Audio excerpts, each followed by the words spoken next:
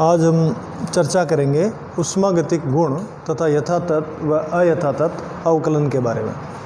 जैसा कि पहले अपन चर्चा कर चुके थे कि ऊष्मागतिक गुण तंत्र के जो ऊष्मागतिक गुण होते हैं वो दो तरह के होते हैं, एक मात्रात्मक या मात्रा आश्रित या विस्तीर्ण गुण एक्सटेंसिव प्रॉपर्टीज, और दूसरे हैं मात्रा अनाश्रित या मात्रा स्वतंत्र या गहन या विशिष्ट इंटेंसिव प्रॉपर्टीज। ये तंत्र के दो प्रकार के ऊष्मागतिक गुण होते हैं, मात्रात्मक जो तंत्र में उपस्थित पदार्थ की मात्रा पर निर्भर करते हैं, और ये मात्रा स्वतंत्र गुण जो होते हैं वो मात्रा पर निर्भर नहीं करते।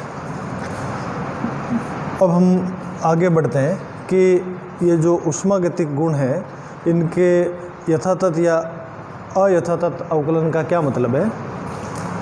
माना कि Z किसी तंत्र का एक मात्रात्मक गुण है। मात्रात्मक गुण का मतलब जो मात्रा पर निर्भर करते हैं, जैसे द्रव्यमान है, आयतन है, ऊर्जा है, आंतरिक ऊर्जा है, एंथैल्पी है, एंट्रोपी है, ऊष्माधारिता, ये सब के सब मात्रात्मक गुणों में आते हैं। और मान लीजिए Z इनमें से कोई एक मात्रात्मक गुण है, और ये मात्रात्मक गुण एक अवस्था फलन भी है। अवस्था फलन हम उन फलनों को, उन चरों को कहते हैं जो केवल तंत्र की प्रारंभिक और अंतिम अवस्था पर निर्भर करते हैं, परक्रम के पथ पर नहीं। अवस्था फलन जो है वो होते हैं ये P, T, U, S, H, A, G। Pressure है, टेम्परेचर है, इंटरनल एनर्जी है, एंट्रोपी है, एंथैल्पी है, हेल्महोल्ट्ज़ एनर्जी है, गिब्स एनर्जी है, ये सब के सब अवस्था फलन होते हैं। और मान लीजिए कि Z किसी तंत्र का कोई एक मात्रात्मक गुण है जो कि अवस्था फलन है, और ये गुण मान लीजिए Z जो है वो किन्हीं तीन चरों Z is function of x, y, z। माना कि Z तंत्र का एक मात्रात्मक ऊष्मागतिक गुण है जो कि अवस्था फलन है, और ये तीन चरों x, y और z पर निर्भर करता है। यानी Z जो है वो x, y और z का इनके ऊपर निर्भर करता है। ये इनका एक सिंगल वैल्यूड फंक्शन है, एक मानी फलन है। तो अब यदि हम x, y और z इन चरों में कोई परिवर्तन करेंगे तो Z के मान में भी परिवर्तन होगा। और मान लीजिए कि परिवर्तन अपन ने एक बड़ा परिवर्तन किया, तो मैं इसको ऐसे लिख सकता हूँ कि इन तीनों चरों में मैंने परिमित परिवर्तन किया, प्रारंभिक अवस्था से अंतिम अवस्था तक चले गए, तो Z के मान में जो परिवर्तन होगा उसको मैं लिख सकता हूँ delta Z, that is function values of function in state B minus values of function in state A। इनको मैं ऐसे भी लिख सकता हूँ, means that is ZB minus ZA, that is equal to x in position B, y in position B, z in position B minus x in position A, y in position B, z in position A, z in position A। तो यहाँ ये जो delta Z है ये Z के मान में हुआ कुल परिवर्तन है, और ZB ये अंतिम अवस्था का फलन है, और ZA प्रारंभिक अवस्था। तो प्रारंभिक अवस्था में जो चरों के मान थे वो ये है, अंतिम अवस्था में ये है। अंतिम अवस्था और प्रारंभिक अवस्था में इन चरों का जो अंतर होगा वो Z में हुए कुल परिवर्तन को दर्शाता है। अब यदि इन x, y और z में अनंत सूक्ष्म परिवर्तन किया जाए तो Z में भी अनंत सूक्ष्म परिवर्तन होगा और इसके लिए मैं लिख सकता हूँ कि डी जेड जो होगा वो डेल जेड, ये एक्स वाई जेड 3 का चर था, del Z upon del X at constant Y and Z dot D X plus del Z यानी जेड में परिवर्तन with respect to Y at constant X and Z dot D Y plus del Z upon del Z, ये चर है और ये ऊष्मागतिक गुण है, at constant X and Y dot D Z. यहाँ डी जेड जो मात्रात्मक ऊष्मागतिक गुण था उसमें अनंत सूक्ष्म परिवर्तन को दर्शाता है। ये डी जेड जेड में जो अनंत सूक्ष्म परिवर्तन हुआ उसको दर्शाता है। और ये पद इसकी अपन चर्चा करें तो ये दर्शाता है rate of change in Z with respect to X, यानी एक्स के साथ जेड में परिवर्तन की दर को दर्शाता है जब वाई और जेड को अपन ने स्थिर रखा है। यानी यहाँ वाई और जेड दोनों चर स्थिर है और एक्स में परिवर्तन के साथ जेड में कितना परिवर्तन हुआ, तो ये जो राशि है ये दर्शाएगी वाई और जेड को स्थिर रखते हुए एक्स के साथ जेड में परिवर्तन की दर, means rate of change in Z with respect to X. और मान लीजिए एक्स में परिवर्तन, जो चर एक्स था उसमें परिवर्तन डी एक्स किया है, तो एक्स में डी एक्स परिवर्तन होने के कारण जेड में कितना परिवर्तन है, ये पूरा पहला पद, इस पहले पद का ये इतना भाग है, ये तो rate of change in Z with respect to X at constant Y and Z को दर्शाता है।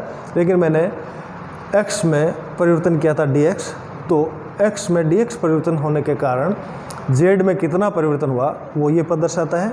ऐसा ही आज से इस दूसरे पद के लिए लें तो दूसरे पद की ये जो पहली राशि है वो दर्शाती है कि हमने एक्स और जेड चरों को स्थिर रखा है और एक्स और जेड को स्थिर रखते हुए वाई में परिवर्तन के साथ जेड में परिवर्तन की दर, यानी ये जेड में परिवर्तन की दर को दर्शाता है, rate of change in Z with respect to Y at constant X and Z. और यदि हमने चर वाई में कुल परिवर्तन डी वाई किया है तो वाई में डी वाई परिवर्तन करने के कारण जेड में हुए कुल परिवर्तन को ये दूसरा पद दर्शाता है। ऐसा ही अर्थ इस तीसरे पद के लिए है कि मैंने दोनों चरों एक्स और वाई को स्थिर रखा, जेड में परिवर्तन किया और जेड में परिवर्तन के साथ इस जो अपना ऊष्मागतिक गुण जिसको मैंने कैपिटल जेड से दर्शाया था उसमें कितना परिवर्तन, means this so the rate of change in Z with respect to this Z, ये इस ऊष्मागतिक गुण जेड में चर जेड में परिवर्तन करने पर कितना परिवर्तन है, परिवर्तन को दर को दर्शाता है। और मान लीजिए मैंने चर जेड में परिवर्तन डी जेड किया है, जेड में मैंने परिवर्तन डी जेड किया है, तो ये जेड में डी जेड परिवर्तन करने के कारण जेड में कुल कितना परिवर्तन हुआ उसको दर्शाता है। और इन तीनों पदों का जो योग होगा वो इस डी जेड के बराबर, यानी ऊष्मागतिक गुण जेड में कुल कितना परिवर्तन हुआ है जब मैंने चर एक्स में डी एक्स परिवर्तन किया, चर वाई में डी वाई परिवर्तन किया और चर जेड में डी जेड परिवर्तन किया, तो इन तीनों का योग जो होगा वो इस डी जेड के बराबर होगा। और ये डी जेड जो है मात्रात्मक ऊष्मागतिक गुण, जिसको अपन ने जेड कोई सिंबल दिया था कि एक कोई मात्रात्मक ऊष्मागतिक गुण है जो कि अवस्था फलन है, उसमें हुए परिवर्तन को दर्शाता है, ये अनंत सूक्ष्म परिवर्तन है। तो यहाँ इस डी जेड को हम यथातथ अवकल कहते हैं, this is the exact differential, यथातथ अवकल है। यहाँ डी जेड को अपन यथातथ अवकल कहेंगे। और ये जो समीकरण है पूरा, ये एक यथातथ अवकल समीकरण कहलाएगा। This is the exact differential equation, ये एक यथातथ अवकल समीकरण कहलाएगा। और जो यथातथ अवकल होते हैं, ये यथातथ अवकल केवल अवस्था फलनों के ही किए जा सकते हैं। जो अवस्था फलन होते हैं, यानी ऐसे ऊष्मागतिक फलन जो तंत्र की प्रारंभिक और अंतिम अवस्था पर ही निर्भर करते हैं, परक्रम के पथ पर निर्भर नहीं करते, उनको अवस्था फलन कहा जाता है। तो ये एक अवस्था फलन और अवस्था फलन का ही हम यथातथ अवकल कर सकते हैं। यथातथ अवकल की एक विशेषता ये होती है कि उसको निश्चित सीमाओं, उपयुक्त सीमाओं के मध्य समाकलित किया जा सकता है, और यदि मात्रात्मक गुण z एक अवस्था फलन है तो उसका यथातथ अवकल dz होगा, और यथातथ अवकल का निश्चित सीमाओं के मध्य समाकलन किया जा सकता है, और यदि इसका चक्रीय समाकलन किया जाए, साइक्लिक इंटीग्रेशन, तो उसका मान 0 होता है। यानी यथातथ अवकल का यह गुण होता है कि उसका चक्रीय समाकलन, साइक्लिक इंटीग्रेशन, हमेशा शून्य होता है। यानी चक्रीय प्रक्रमों में तंत्र वापस मूल अवस्था में लौट आता है, तो उसके गुण विशेष में जो परिवर्तन होता है वो शून्य होता है। ये अपन ने समझा, और कुल मिला के निष्कर्ष ये है कि जो अवस्था फलन होते हैं उनके ही यथातथ अवकल होते हैं, उनका यथातथ अवकलन किया जा सकता है, और यथातथ अवकलन जो यथातथ अवकल होता है उसका चक्रीय समाकलन सदैव शून्य होता है। अब अपन एक निश्चित संगठन के गैसीय तंत्र पर विचार करते हैं, और मान लीजिए कि कोई गैस है, उसकी आंतरिक ऊर्जा E है या उसकी एंथैल्पी H है। तो हम जानते हैं कि E और H ये दोनों अवस्था फलन है, और ये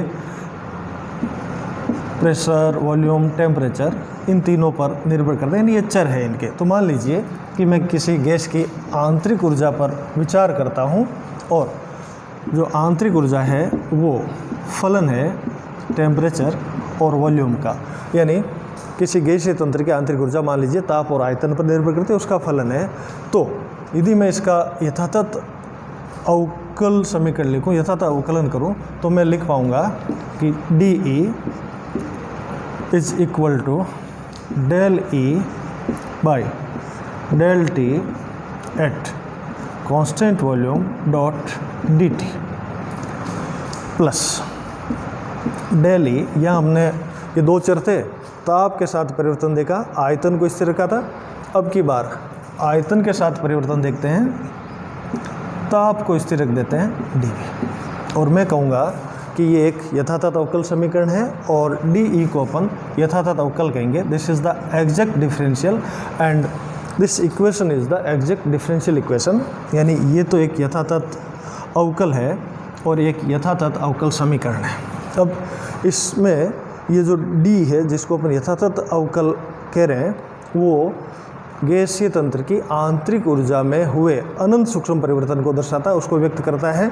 और ये कुल कितना परिवर्तन हुआ है, ये इन दोनों पदों के योग के बराबर है। यदि हम पहले पद की चर्चा करें तो इसमें ये जो पहले पद की ये पहली राशि है जो मैंने डॉट से पहले लिखी है, वो दर्शाती है कि स्थिर आयतन पर ताप के साथ आंतरिक ऊर्जा में परिवर्तन की दर।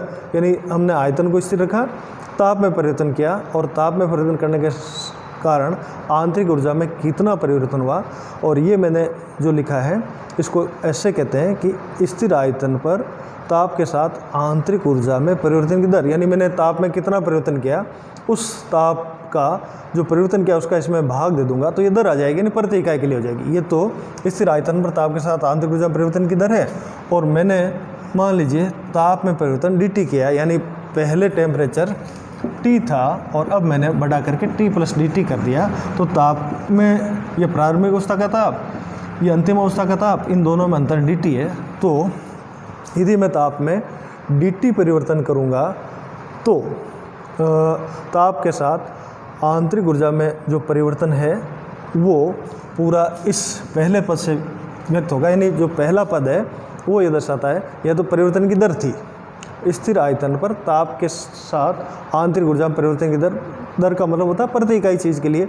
ये प्रति इकाई ताप के लिए इतना है, मैंने ताप में परिवर्तन dt कर दिया, इससे मैं इसको मल्टीप्लाई कर दूंगा, तो ताप में dt परिवर्तन करने के कारण आंतरिक ऊर्जा में ताप के साथ कितना परिवर्तन हुआ वो ये पहला पद दर्शाएगा।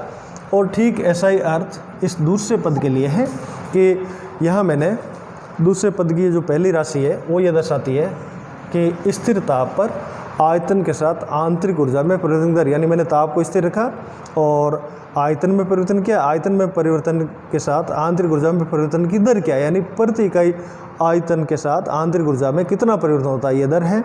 और मान लीजिए मैंने आयतन में परिवर्तन dV किया, यानी प्रारंभिक अवस्था में आयतन V था और अब मैंने V प्लस dV कर दिया, यानी आयतन में परिवर्तन dV है। तो आयतन में परिवर्तन dV करने के कारण आंतरिक ऊर्जा में कितना परिवर्तन हुआ उसको ये दूसरा पद दर्शाएगा। और इन दोनों पदों का जो योग है वो आंतरिक ऊर्जा में हुए, ये अनंत सूक्ष्म परिवर्तन, लेकिन आंतरिक ऊर्जा में कुल कितना अनंत सूक्ष्म परिवर्तन हुआ वो इन दोनों पदों का योग है। और चूँकि E एक अवस्था फलन है और अवस्था फलन होने के कारण D एक यथातथ अवकल है, और अवस्था फलन जो होता है वो प्रक्रम के पथ पर निर्भर नहीं करता। हमने पहले ऐसा किया है कि आयतन को स्थिर रखा है और ताप के साथ परिवर्तन देखा, और इस दूसरे पद में ताप को स्थिर रखा है और आयतन के साथ परिवर्तन देखा। अब मैं इसको दूसरे तरीके से भी कर सकता हूँ, क्योंकि जो अवस्था फलन होते हैं वो प्रक्रम के पथ पर निर्भर नहीं करता। यदि अपन पहले ताप को स्थिर रख करके, यहाँ पहले अपना आयतन को स्थिर रखा, मैं ऐसे भी कर सकता हूँ, पहले ताप को स्थिर रखूँ और आयतन के साथ आंतरिक ऊर्जा में परिवर्तन कितना होता है जब मैं आयतन में परिवर्तन dV करता हूँ, इसको ज्ञात कर लूँ। और अब इसको मैं दूसरे भाग में कर लेता हूँ, पहले ये कर लिया और अब मैं ऐसा कर देता हूँ कि आयतन को स्थिर रखते हुए ताप में dt परिवर्तन करता हूँ तो आंतरिक ऊर्जा में कितना परिवर्तन हुआ। यदि मैं दोनों ही तरीके से करूँगा, इसमें मैंने पहले आयतन को स्थिर रखा फिर ताप को स्थिर रखा, यदि मैं पहले ताप को स्थिर रख दूँ और बाद में आयतन को स्थिर करके आंतरिक ऊर्जा में परिवर्तन ज्ञात करूँ तो वो राशि समान आएगी, क्योंकि E एक अवस्था फलन है। अवस्था फलन जो होता है वो प्रारंभिक और अंतिम अवस्था पर ही निर्भर करता है, इस बात पर निर्भर नहीं करता कि प्रक्रम का पथ क्या था, यानी मैं पहले आयतन को परिवर्तित करता हूँ या ताप को परिवर्तित करता हूँ, इस बात का कोई फर्क नहीं पड़ेगा। तो ये एक अवकल जो अपन ने किया, ये एक यथातथ अवकल समीकरण है और DE को मैं यथातथ अवकल कहूँगा। ऐसे ही मान लीजिए कि मैं आंतरिक ऊर्जा को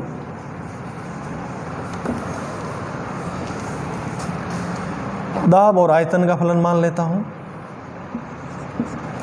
तो मैं लिख सकता हूँ यदि E और यदि क्या वास्तव में E जो है एक अवस्था फलन है, ये एक अवस्था फलन है, तो इसका एग्जैक्ट डिफरेंशियल यानी यथातथ अवकल DE मैं ऐसे लिख सकता हूँ कि del E by del P at constant volume dot dP plus del E by del V at constant pressure dot dV।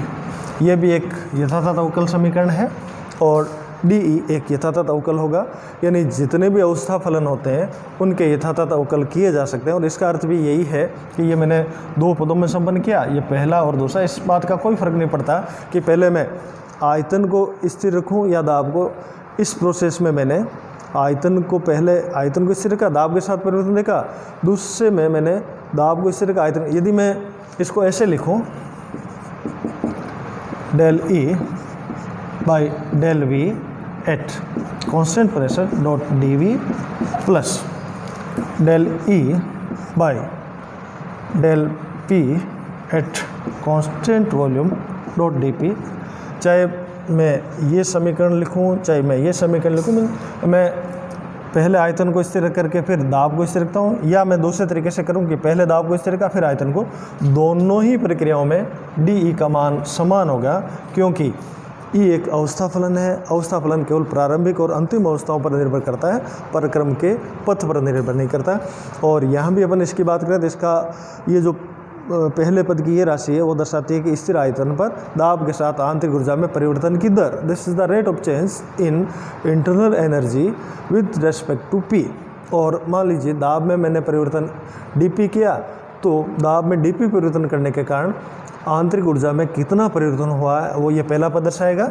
और ये दूसरा पद दर्शाता है कि मैंने दाब को स्थिर रखा, और दूसरे पद की ये जो पहली वाली राशि है वो दर्शाती है स्थिर दाब पर आयतन के साथ आंतरिक ऊर्जा में परिवर्तन की दर, ये रेट है। और मान लीजिए मैंने आयतन में परिवर्तन dV किया, तो आयतन में परिवर्तन dV करने के कारण आंतरिक ऊर्जा में कितना परिवर्तन हुआ है वो ये दूसरा पद दर्शाएगा। और इन दोनों पदों का जो योग है वो आंतरिक ऊर्जा में हुए कुल परिवर्तनों को दर्शाएगा, जो कि एक अनंत सूक्ष्म परिवर्तन है। ये अपन ने समझा। ऐसे ही अपन ने इसको टेम्परेचर और वॉल्यूम का ले लिया, प्रेशर और वॉल्यूम का ले लिया, और मैं वॉल्यूम और टेम्परेचर का फंक्शन मानूं तो भी ऐसा कैसा अपन अवकल समीकरण लिख सकते हैं। निष्कर्ष ये हुआ कि जो अवस्था फलन होते हैं उनका यथातथ अवकल किया जा सकता है, और यथातथ अवकल का चक्रीय समाकलन हमेशा शून्य होता है। यदि हम W that is work and Q that is heat, इनके ऊपर विचार करें तो हम जानते हैं कि अवस्था फलन नहीं है, ये परिक्रम के पथ पर निर्भर करते हैं। परिक्रम के पथ पर निर्भर करने के कारण इनका यथातथ अवकलन नहीं किया जा सकता। तो इनका जो अवकलन करेंगे तो मैं ऐसे लिख सकता हूँ कि डेल्टा W, और इसके लिए मैं लिख सकता हूँ डेल्टा Q। यथातथ अवकल को अपन स्मॉल d, ये d के साथ जैसे मैंने लिख दिया DE, तो ये एक यथातथ अवकल है। ऐसे DH ये एक यथातथ अवकल है, लेकिन अयथातथ के लिए अपन इस डेल्टा का उपयोग करते हैं, और मैं लिख पाऊँगा कि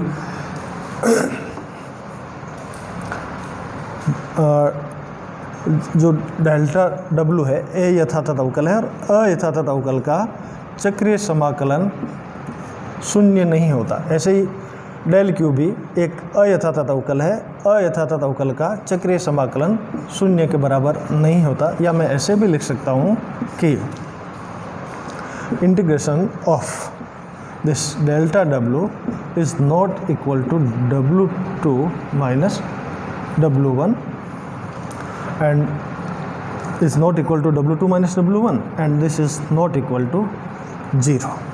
ऐसे ही इसके लिए भी अपन सकते हैं integration of del Q that is not equal to Q2 minus Q1 that is not equal to 0। लेकिन हम ये जानते हैं कि del Q minus del W that is equal to DE। DE एक यथातथ अवकल है, इसलिए इसके लिए मैं लिख सकता हूँ कि cyclic integration of DE equals 0। Means cyclic integration of this delta W is not equal to 0, delta Q cyclic integration delta Q is not equal to 0, but cyclic integration of DE equals 0, क्योंकि E एक अवस्था फलन है। अवस्था फलन होने के कारण DE एक यथातथ अवकल हुआ, और यथातथ अवकल होने के कारण इसका चक्रीय समाकलन 0 के बराबर हुआ। और ये जो है इसको मैं E2 माइनस E1 भी लिख सकता हूँ। तो ये था अपना कि क्या यथातथ अवकल होते हैं, क्या अयथातथ अवकल होते हैं।